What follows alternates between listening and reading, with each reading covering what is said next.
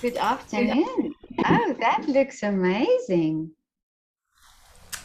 Hello. Moment. Up for the online class that we just held. So we just finished. Yeah. Oh, I see. So it's the real thing that I'm seeing at the moment. Oh, that's wonderful.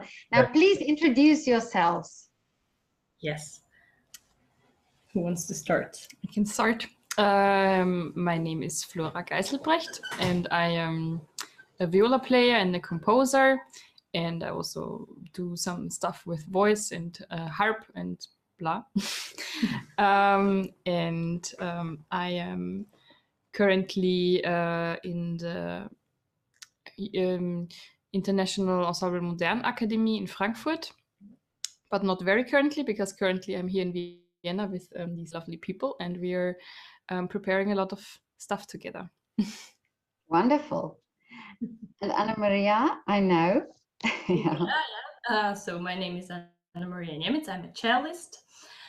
Just like my colleagues, I finished Musik und Kunst, Privatuniversität der Stadt Wien, MUK. My main focus is on contemporary music. I also mainly focus on playing solo and in chamber music, smaller chamber music formations. And yeah, I'm very excited to be part of this wonderful project here. Oh, great. And next, And we my name is Schöggl. I am a percussionist, and I also studied at MOOC. I finished my master this year, also with those two lovely ladies. And now I'm also teacher. I'm teaching in music school, and I'm a freelance musician, and also I'm mostly focused in contemporary music and chamber music or solo music and collaborations with other interdisciplinary art forms and all kinds of stuff, I would say. Oh, that's great. Three very talented young people sitting there in front of me. I feel honored. Thank you for inviting us. Now I want to know everything about this project that you are doing. Where to start? Yeah, well, maybe first we talk a little bit about how we started, huh? Yeah, how we started. Yes. So we knew each other from university, from some smaller projects, but I think the main thing that brought us together was when the three of us got an art scholarship for the European Forum Alpbach 2 years ago, right? Yeah. Yes. And that's where we went for 2.5 weeks of extremely intense work together, the three of us, also with other art scholars, dancers, poets, actors, and so on. And we were doing a lot of collaborations and a lot of very intense projects and performances. And I think that's how we really found the way to each other and decided that we don't want to let this go after Alpbach. We have to continue. Wonderful. We Yeah. founded an art collective, not only the three musicians of us, but also with dancers and other artists. And now we have different projects going on. And one is our seminar that we're doing today, and we will also do in Alpbach again this summer. Okay. And so this collaboration is now first, what you're doing at the moment, is it with dancers or is it now just musicians? Well, we right now we are having this seminar in Alpbach, which is focused on music, and there it's just the three of us. So we had today a workshop with the MOOC University, where we were having just a workshop with some stuff that we will also do in Alpbach, and in Alpbach we will do this music seminar with the not art scholarships, but with the normal scholarship holders from there. But apart from that, we are also already kind of preparing a performance in October, which has then dancers with it, and also the dancers from Alpbach, and hopefully we will also find a chance to have something somehow interdisciplinary in Alpbach again. That's great. And now this workshop that you did now, tell me something about that. What exactly did you teach in this workshop? Oh yeah, it's a little difficult to describe in words, I think, because there are so many different components, right? I mean, one thing that we were focusing on was, for instance, subtle sounds, sound images, sound imagination. We were showing different kinds of things from different fields. Some contemporary compositions focusing on different kinds of sounds. We were doing little imagination exercises with the students. We were showing some things. The workshop was divided in two parts. So the last session was kind of a little bit more theoretical, when we were talking a lot, showing a lot, playing a lot of recordings and so on. And today was a little bit more practical, where everybody could participate and actually really put some creative thought into the process of Can you creating. can you give me a little example? So, for example, what you did with the sound. Yeah, so today we went out with having them write a little letter with words, so not with notes or anything, but with words, and with the intention to let the reader imagine the sounds of it. And we had one common topic, which was in this case, the sound of temperature slowly dropping, which is something that everybody kind of interprets in a very different way, we found out. And from this point, everybody was writing a little story, a little scenery, or also something more abstract. And then we were presenting it to each other and discussed how it made us feel and what emotions or feelings it could evoke in us. That was really interesting. Yeah. This sounds very interesting. I never thought that you can, that you can explain that or that you can, or that it can create an effect of sound, but of course it does, because, and do they read it then loud? And does it has something to do with how the voice reads it? No, actually, we decided to let them to write the text in the chat box, and everybody reads it on their own, so there's no distraction from the voice that's speaking it. So everybody really just reads it and then has all the sounds in his head. Very interesting. And now, and what was the age group, and who were these students that took part in this workshop? Well, the students, the age group was like average student age, I would say, 20 something, yeah. And you're also 20 something. Yeah, that's true. So slightly under our age, maybe, I would say. Yeah. Yes, and of course, in this case, they were all musicians, different instruments. Also, some of them were people who also focus on contemporary music, but not all of them. So there were also people who have nothing to do with that field, but just found it interesting. Yes, and I think how we kind of presented it, and the exercises or the little experiments that we did, they're really possible to do with just anybody. So that's why we really want to present it the same way in Alpbach, with people who are not in the field of music, or maybe not even in the field of arts, of course, but just anybody, just to give people those tools to maybe learn how to listen in a little bit of a different way. And we got the feedback also from one person from the organizational staff from Alpbach who was attending our course today, that she said that it's really interesting, and also she kind of found like some new input and very interesting new ideas and inspirations.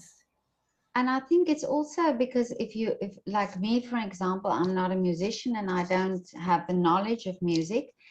And so I think it's this education to teach people how to listen, to the sound, so that it's so that this, you listen to contemporary music, for example, which is not a very familiar sound if you don't know contemporary music.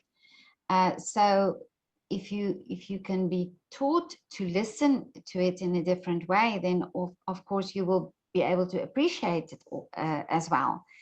Yes. Yes. Yeah, it's a matter of consciousness. Yeah, and what was kind of a part of it today was the thought that everybody, no matter if you're a musician or not, you have a huge library of sounds in your head that you don't think of so much actually, but when you think about it and you make it present in your head, it's a huge amount of different sounds that you can recognize and that you can easily reconstruct in your head just by imagination. And of course by exercises you can improve that and make it more conscious. Yeah. And now and with the instruments, how did you work with the instruments? Well, for now, as we were doing an online workshop, it was not really possible to work with instruments. We were doing all kinds of different stuff, but of course in Alpbach we will also bring our instruments and try to maybe reproduce. Even we were talking about this, when people write like those little stories that we can recreate them and put them into performances. I think that might be very interesting.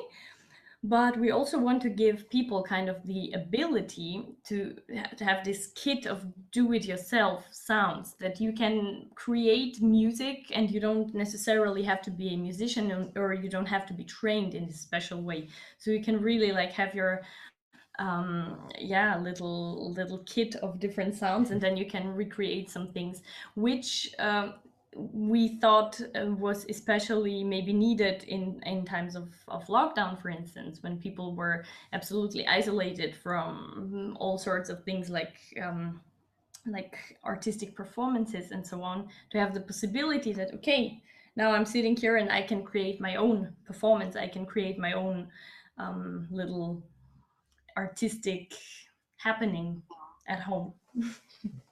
Yes, because then you are all three of you are classically trained musicians. Yes. And do you all play contemporary music as well? Yes. Mostly, Yes. yeah. Most, yeah. And is it so that when you are classically trained, of course, there are many very specific rules and specific things that you do when you play. Do you think it has something to do also with the personality, that some people can be good at contemporary music and maybe others not? Some people have the interest in contemporary music, that you have a different sort of personality to do that? I don't know about the personality, but I think everybody needs some kind of key event in their lives where they, and maybe that comes with the personality, I don't know, but everybody needs to have this trigger moment, maybe where they understand, oh, maybe that is for me, or maybe that's also interesting, because the contemporary music is not so present somehow in the daily, I don't know, you don't just run around, you just don't get around it if you're not somehow, if it's not coming to you somehow. So yeah, but I think, wonder if it has to do also with the fact that there's more freedom in contemporary music. Am I right? well, sometimes it's even less, I think. Sometimes we are like what I'm experiencing now, because I'm playing tons of contemporary music in the Ensemble Modern Academy, is that there are compositions where you have absolute, I mean, you have like the composer tried to not give you any freedom and to Oh, I determine see. everything. But of course, you can always find your way to give yourself freedom. And then there's another kind of music there where you are as free as you would never have imagined if you are just in the contemporary music, in the classical music, and then you have to kind of deal with it. So we all need quite a lot of flexibility. I think that's maybe the main thing we have to have or train to be able to play contemporary music, to be flexible. And And do always you be open-minded. Yes, Open-minded. absolutely. Yeah, Very open-minded, yeah. because that's what I'm thinking. It's I think when people are used to having a structure and you suddenly take that away and you say, well, design your own thing or design your own sound, then it's difficult because you don't know if it's right or wrong. And I almost have this idea of contemporary sounds. If some people think, well, is there a right and a wrong sound? Because in classical music, there's sounds that has to be created in a specific way. So do you find that with contemporary music? I think that in contemporary music that the range of the sounds that are right or that have to be used is quite a bit broader. So Yeah. there are many sounds, but they can also be very specific. As Flora said, for instance, when you have a composer, I also know it from my experience as I work a lot with young composers, and they come to me and say, okay, so I imagine this and this and this, and create it for me, and then I'm trying, and they're like, okay, yeah, but I want it a little bit more, I don't know, metallic or this and that, and they have a very specific idea. But I think what in the case of people who are not trained in the field of contemporary music, or maybe are not musicians at all, but want to maybe learn how to approach this kind of music better, is what we were just saying, this like maybe to take it step by step, to take little steps, to get to know it, to get to understand maybe, okay, what was the idea of the composer. I think if you are confronted with a piece that can like come at you and really be a little bit overwhelming, but then if you dig a little deeper, you can really find, okay, that's interesting. And I have a lot of experience with a lot of people around me whom I always invite to my performances, and no matter if I play solo or contemporary with my collectives and so on. And then those people who have nothing to do with music in general come to those performances, and then they're like, okay, so I thought I will really be completely overwhelmed by that, but actually it was so interesting because you gave me the backup information and you gave me this and that. And so I think also for our workshop in Alpbach, it's very interesting that we are trying to create this step-by-step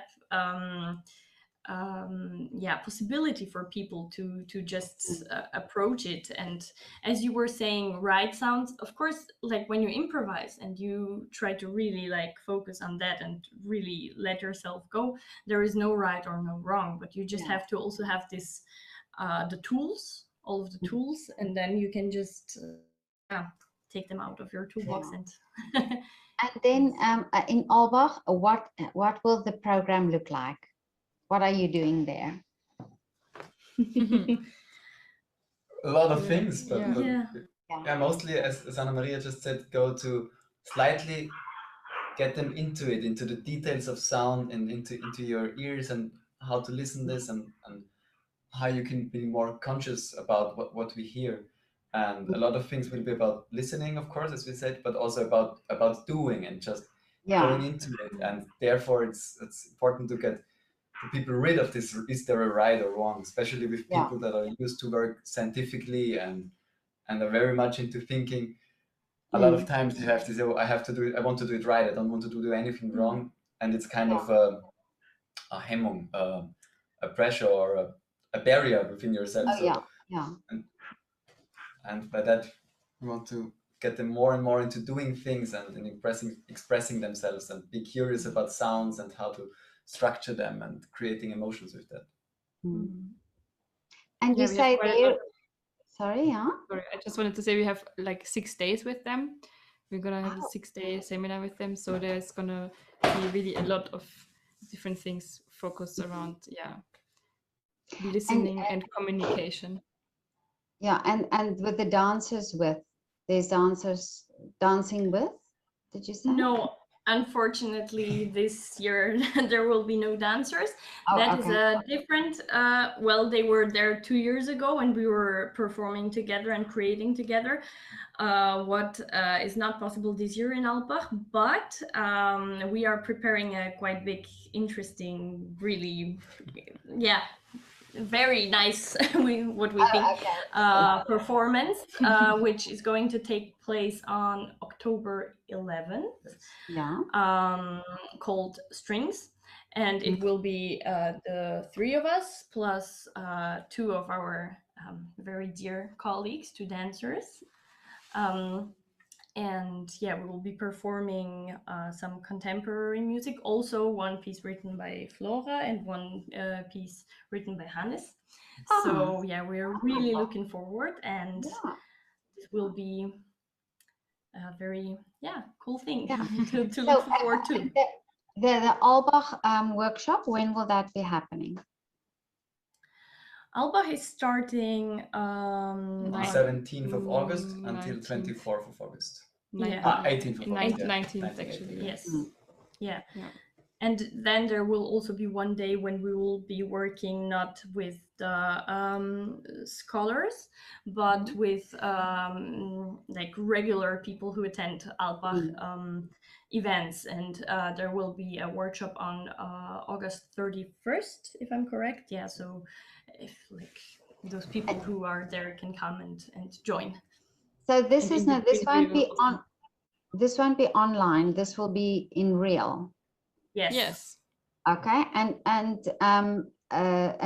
you don't have to be a musician to attend this workshop, or what? No, I mean it's the whole concept is that it will be with people who are not musicians, and to get them more into making music, but not having an education first in this. Yeah, I think this is wonderful that you're doing that, really, you know, because I think, as we said now, that will bring a different appreciation to sound, what you are talking about now.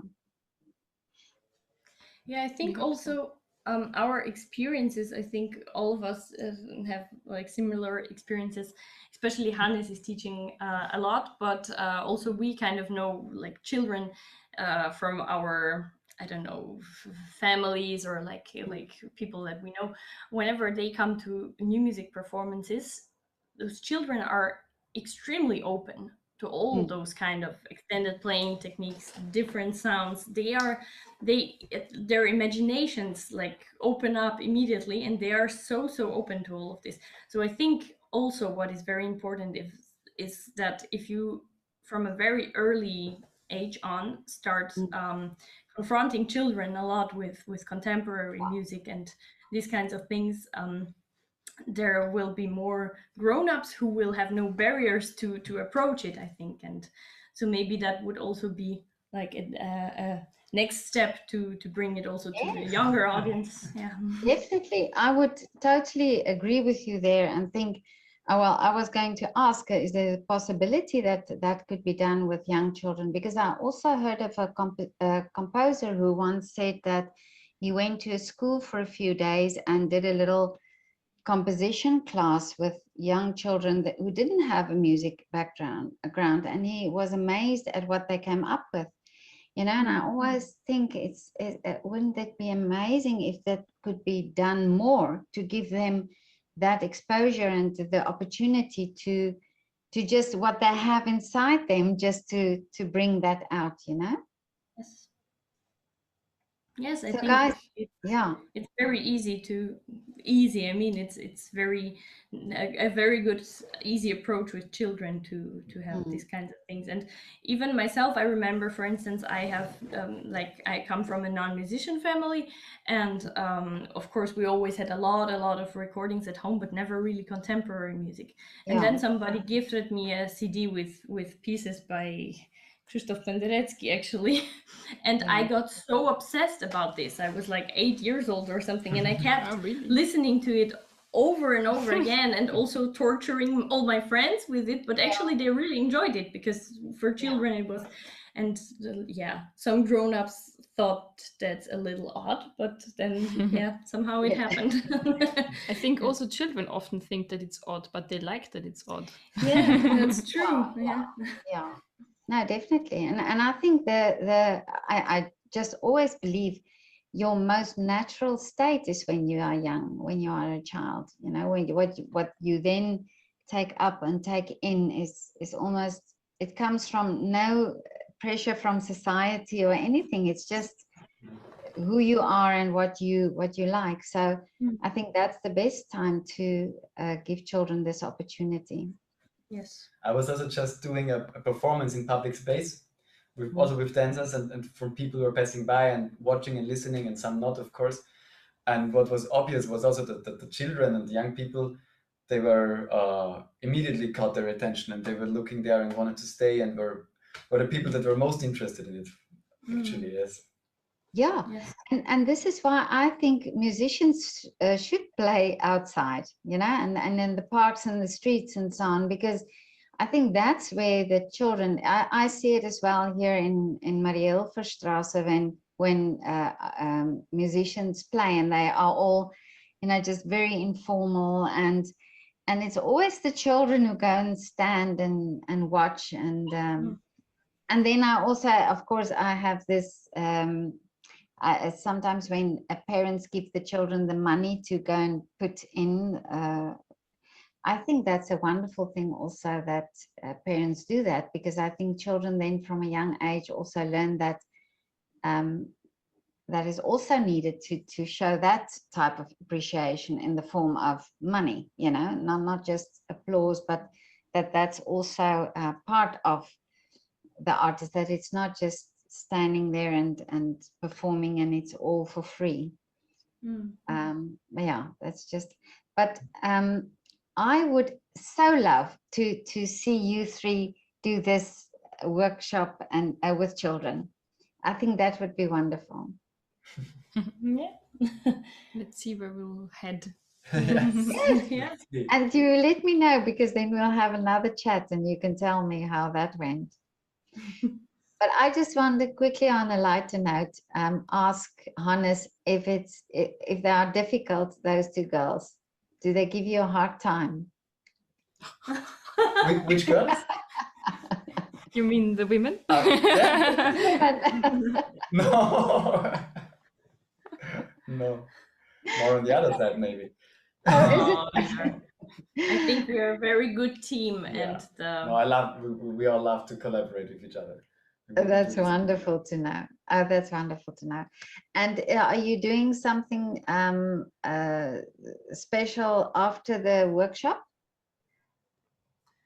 Going out for a meal or something this afternoon? This no. afternoon. Today, no, we don't have time for that today. No. Oh, okay. Busy with other things. With other things. Oh, okay. Yeah, yesterday we had a good brunch. Yeah. Oh, okay. Oh, that's we were good. preparing still the workshops and spent a lot of time together the last few weeks, actually. Yeah. Oh, that's wonderful. We connect the work with the joy. Yes. And food, always. A lot of food. Oh, okay. Yeah.